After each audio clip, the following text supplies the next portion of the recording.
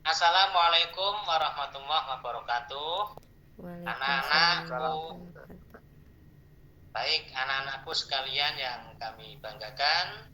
Kemarin kan Bapak sudah memberikan penjelasan, menerangkan tentang urutan daripada susunan kalimat dalam bahasa Arab. Ya, bahwasanya kami ulangi sedikit saja.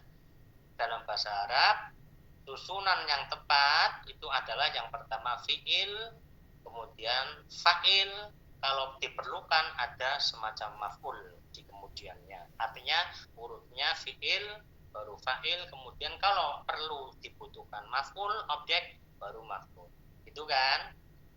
Kalau dalam alfiahnya dikatakan wal aslu fil fa'ili ayyat tasila wal aslu fil maf'uli ayyan fasila. Hukum patokan hukum asal itu urutannya yang namanya fa'il itu melekat itisol terhadap predikat atau verbnya atau kata kerjanya.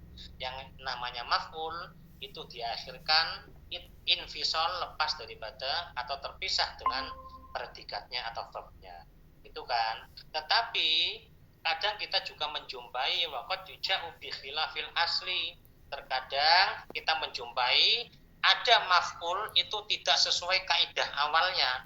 Maf'ul harusnya akhir, tetapi mendahului pelakunya, subjeknya. Ada. Dan keberadaan itu sah-sah saja. Ada kalanya jawaz, boleh, ada kalanya juga wajib. Itu kan, anak-anak? Lah, maf'ul bisa mendahului fa'il, bahkan hukumnya wajib ketika apa? Ketika kalimat tersebut ada unsur iltibas di dalamnya, ada unsur kerancauan, mana pelaku, mana maf'ul, nggak bisa. Contohnya, doroba zaitun amron. Itu Zaid memukul Amr.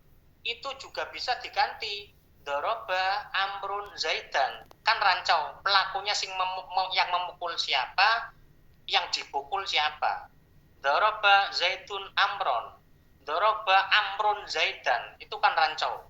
Maka kalau terjadi kerancauan semacam itu, pelakunya yang real, nyata-nyata pelakunya harus didahulukan, berarti harus fa'ilnya dulu, kemudian maf'ul. Katakanlah realnya yang melakukan adalah pemukulan adalah Zaid, maka harus doroba zaitun amron. Nggak boleh doroba katakanlah nggak boleh dibalik-balik gitu ya.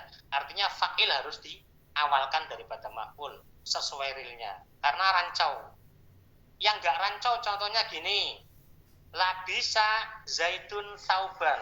Zaid memakai baju. Antara labis dan malbus nggak rancau. Antara yang memakai dan yang dipakai nggak rancau. Kira-kira yang memakai baju Zaid apa baju yang memakai Zaid, teman-teman, anak-anakku? Zaid Zaid, Pak. memakai, nah, berarti kan nggak rancau kan? Otomatis yang memakai Zaid. Tidak mungkin baju memakai Zaid. Yang pasti Zaid mesti memakai baju. Lah itu tidak rancau, tidak iltibas. Lah kalau tidak iltibas demikian, maka seringkali maf'ulnya didahulukan. Labisa sauban zaidun. Malah bagus kayak gitu. Kenapa? Karena antara pelaku dengan objeknya itu tidak rancau. Beda kalau tadi doroba zaitun amron, itu pelaku bisa jadi maf'ul, maf'ul objek bisa juga jadi pelaku. Kan rancau kan? Maka harus pelaku yang nyata-nyata pelaku harus didahulukan sebagai fa'ilnya. Katakanlah realnya adalah pelakunya yang memukul Zaid, maka harus doroba zaitun amron. Lebih bagusnya malah kayak gini, doroba amron zaitun. Itu sudah ada korenah, amron sebagai maf'ul. Kenapa? Karena dibaca nasab, sudah jelas. Artinya maf'ulnya didahulukan. Itu paham ya? Itu ada lagi yang wajib juga, katakanlah fa'il harus didahulukan, yaitu ketika fa'ilnya itu berupa dhamir.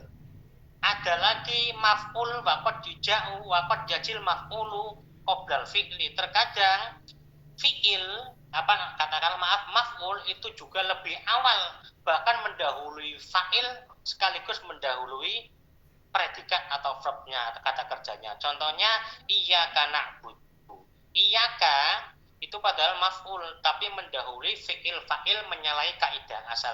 Kok bisa? Bisa karena yang berkata ingin ada harapan untuk makna ikhtisos, makna ketentuan. Itu ya anak-anak, kemarin kan kayak gitu.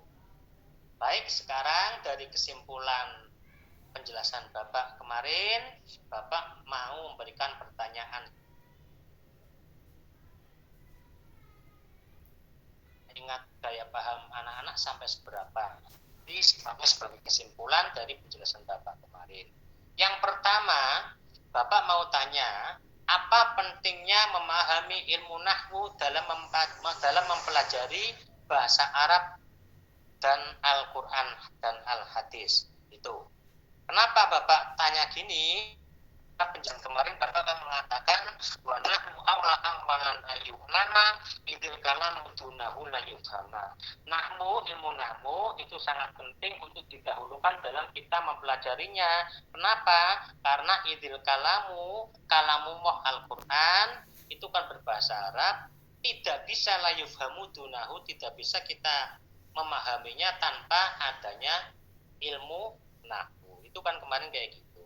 Kenapa Bapak mengatakan ilmu nahwu penting? Ya karena kita sedang bahas ilmu nahwu.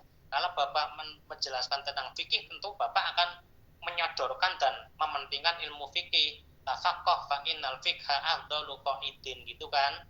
Nah, kenapa penting ilmu nahwu? Karena Bapak kali ini sedang menerangkan ilmu nahwu. Itu ya. Pertanyaan kedua, bagaimana struktur dasar dalam bahasa Arab, khususnya peletakan maf'ul dalam kalimat, dapat mempengaruhi makna keseluruhan dari sebuah pertanyaan. Itu sifatnya pertanyaan untuk sebagai kesimpulan yang Bapak jelaskan yang kemarin ya anak-anak. Terakhir, soal yang ketiga, dalam konteks pembelajaran bahasa Arab, sebutkan beberapa contoh kalimat di mana maf'ul mendahului fi'il dan diskusikan dampak dari struktur tersebut terhadap pemahaman pesan dalam kalimat tersebut. Ini sifatnya pertanyaan pemancing buat anak-anak untuk materi yang setelah akan datang, tapi akan tetapi masih ada kaitannya dengan penjelasan Bapak yang kemarin. Demikian anak-anak, mohon nanti di tugas ini, pekerjaan rumah ini digarap atau diselesaikan dengan baik dan benar ya anak-anak ya. Terima kasih atas waktunya. Saya akhirul qaul mammahu yahdi may yasha ila sawa'is sabil. Wassalamualaikum warahmatullahi wabarakatuh. Terima kasih. Waalaikumsalam warahmatullahi wabarakatuh.